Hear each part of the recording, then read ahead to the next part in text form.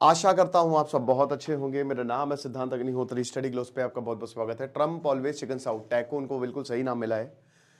तो चलिए बात करते हैं। थंबनेल्स बड़े अच्छे थे ना भाई। ग्राफिक डिजाइनिंग का मतलब मैं पर्सनली बहुत खुश हूं, क्योंकि ग्राफिक डिजाइनिंग का ये शानदार कोर्स हमने लॉन्च किया है। वैसे तो ग्राफिक डिजाइनिंग के बहुत कम कोर्स अवेलेबल हैं। एआई की हेल्प से आप इसको कर सकते हैं। आपको कुछ करने की जरूरत ही नहीं। आपका कितना काम बचेगा अगर आप जॉब में है या नहीं है। तो बहुत इंपॉर्टेंट है कि आप अपनी स्किल को एनहांस करें। तो मात्र 500 रुपए का ये कोर्स है। 13 से 14 क्लासेज होंगी। 1 फरवरी से क्लास शुरू है और याद रखिएगा एक सर्टिफिकेशन कोर्स है, ठीक है। तो बेहतरीन मौका है आपके लिए। डिस्क्रिप्शन कमेंट बॉक्स पे लिंक है। अब क्या है ना कि डोनाल्ड ट्रंप जो है उन्होंने इकोनॉमिक फोरम चल रहा है डेवॉस में। डेवॉस में इन्होंने स्पीच दी है और लगभग 75 मिनट की स्पीच है, लंबी चौड़ी, और इन्होंने बहुत कुछ बोला है। हम एक एक करके देखते हैं इन्होंने क्या क्या कहा है। चलिए, तो सबसे पहले डोनाल्ड ट्रंप ने ग्रीनलैंड की बात बोली है कि भैया देखो, मैं कोई भी फोर्स का इस्तेमाल नहीं करूंगा। ये इन्होंने क्लियर कर दिया है कि लग रहा था कि ऐसा ना हो कि कहीं ट्रंप ग्रीनलैंड को ही इन्वेड कर दे। देखिए, दरारें तो पड़ गई हैं। अमेरिका, बाकियों को तो पता ना ट्रंप पागल है, बाकी तो पागल है नहीं। तो दरारें तो पड़ गई हैं, ये बात सच है। तो बोला कि लोगों को लगा, people thought that I would use force but I don't have to use force. मुझे फोर्स यूज करने की जरूरत नहीं है। अब याद रखिएगा, आई डोंट हैव टू और आई वोंट, इसमें बहुत फर्क है। अब इन्होंने बोला है कि मुझे फोर्स यूज करने की जरूरत नहीं है, यानी कि अगर चीजें वैसी नहीं हुई जैसा ट्रंप चाह रहे हैं तो ये फोर्स हो सकता है यूज कर ले, ठीक है। और अमेरिकी फोर्सेस के आगे आप नहीं टिक सकते, ये भी बात सच है। अब ग्रीनलैंड बेचारा भाई 57,000 लोग रहते हैं, आर्कटिक सर्कल में आता है, ठंडा है ग्रीनलैंड, बहुत खूबसूरत है, बहुत बड़ा आइलैंड है, दुनिया का सबसे बड़ा आइलैंड है। तो ट्रंप ने बोला कि देखिए, मुझे फोर्स यूज करने की जरूरत है और शायद मैं करूंगा भी नहीं। और बोला कि देखिए, ग्रीनलैंड क्या है, एक पीस ऑफ आइस है, और अब उतना तो हम डिमांड, क्योंकि हमने पूरी दुनिया को बहुत कुछ दिया है तो कोई दिक्कत नहीं है। और जब हमने इतनी दुनिया को दिया है तो भाई क्या प्रॉब्लम है अगर मैं ग्रीनलैंड मांग रहा हूं तो हम उसमें डोम बनाएंगे, पूरी दुनिया को सिक्योरिटी देंगे ग्रीनलैंड के माध्यम से। और मैं यही बोलूंगा कि मुझे बहुत नेगेटिव देखा जाता है इस ग्रीनलैंड की वजह से, बट हमको इसको स्ट्रैटेजिक नेशनल सिक्योरिटी और इंटरनेशनल सिक्योरिटी के लिए चाहिए।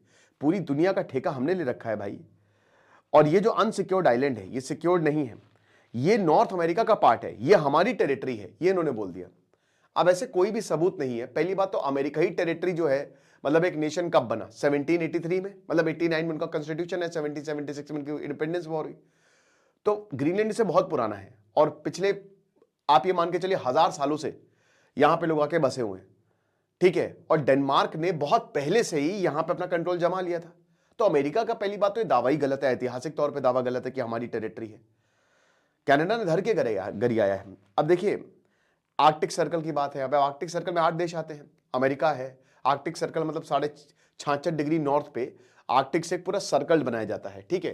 कौन कौन से देश आते हैं, तो जाहिर सी बात, इसमें अमेरिका है, रशिया है, ग्रीनलैंड है, आइसलैंड है, नॉर्वे है, फिनलैंड है, ठीक है, कनाडा है। तो ये 8 देश है टोटल, ठीक है। कोई छूट तो नहीं गए। स्वीडन है, हाँ स्वीडन भी है, ठीक है। तो अब ये आर्कटिक भाई, जितने भी ये देश है, ये भी डरे हुए हैं कि कल को ऐसा ना हो कि ये हमारे पीछे आ जाए डोनाल्ड ट्रंप। रशिया को छोड़ के बाकी कोई नहीं, बाकी सबको सब डरे हुए हैं। फिर यूरोपियन यूनियन की बात हुई।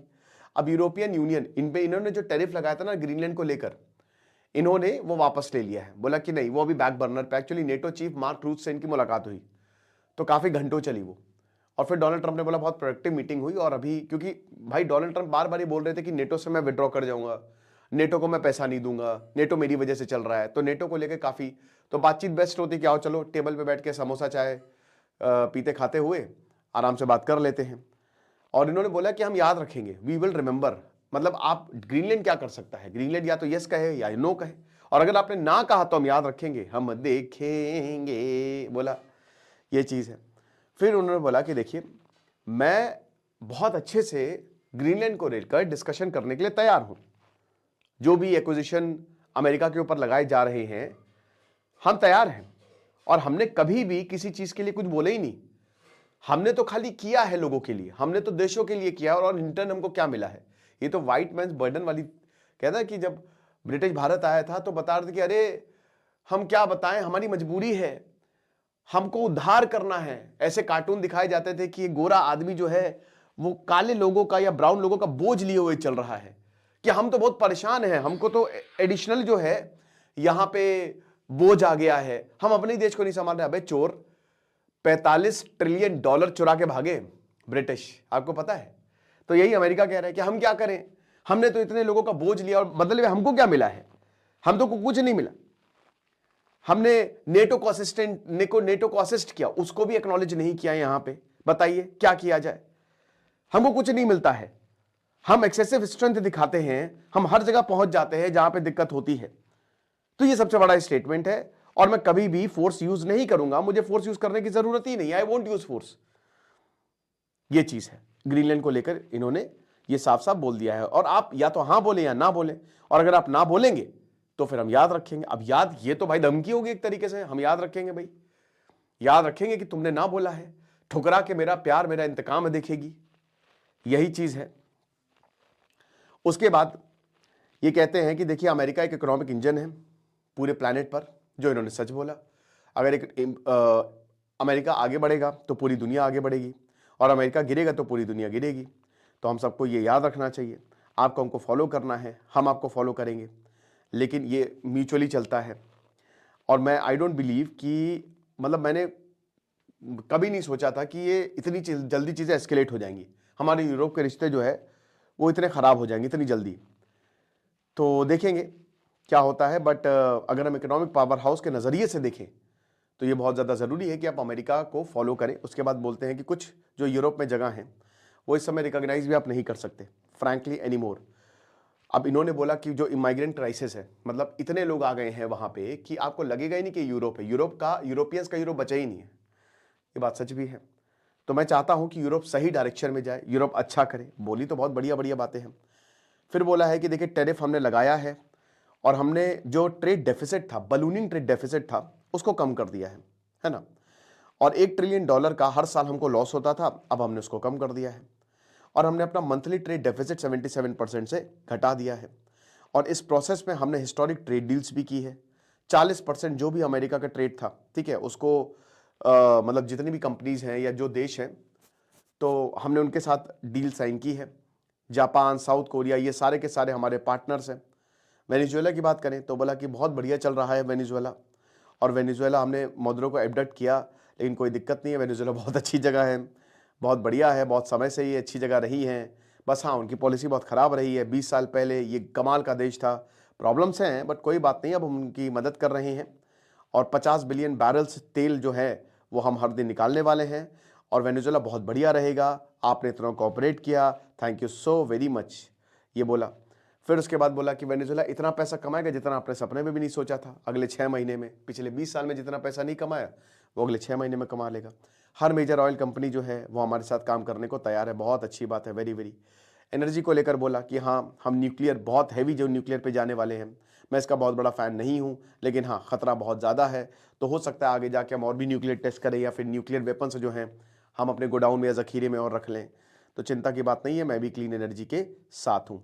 कनाडा को बोला, मार्क कार्नी ने धर के गिराया था ना अमेरिका को, बहुत बढ़िया, बहुत अच्छा जवाब दिया था मार्क कार्नी ने। पहली बार कनाडा के साथ मैं सहमत हूँ, ठीक है। उन्होंने डोनाल्ड ट्रंप को बोला कि बुली मत बनो।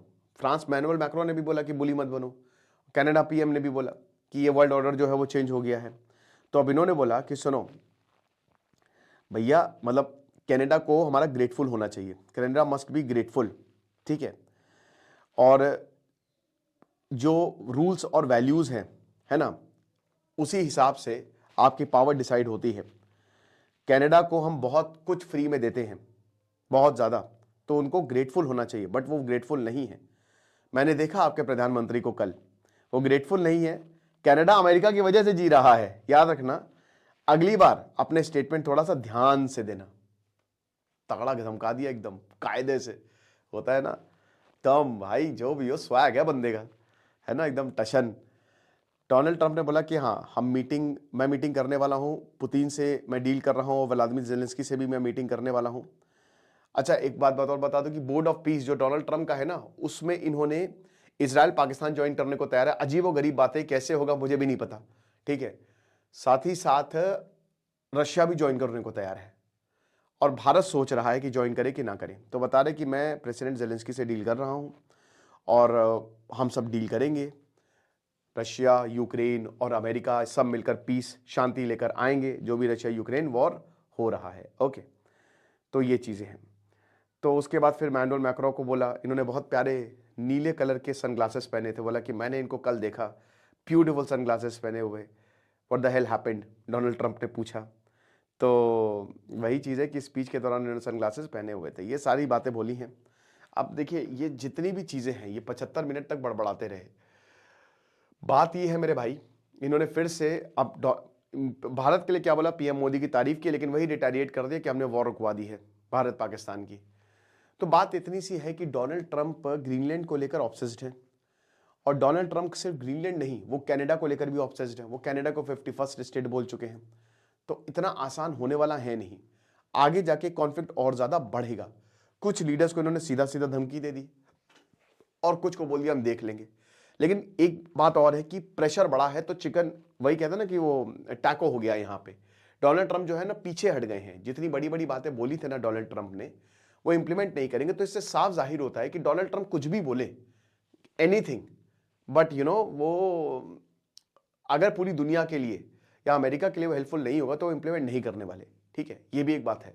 आपको क्या लगता है मुझे कमेंट बॉक्स में बताइएगा। खुश रहे, पढ़ते रहिए। दिस इज सिद्धांत अग्निहोत्री, साइनिंग ऑफ। कमांड कर ही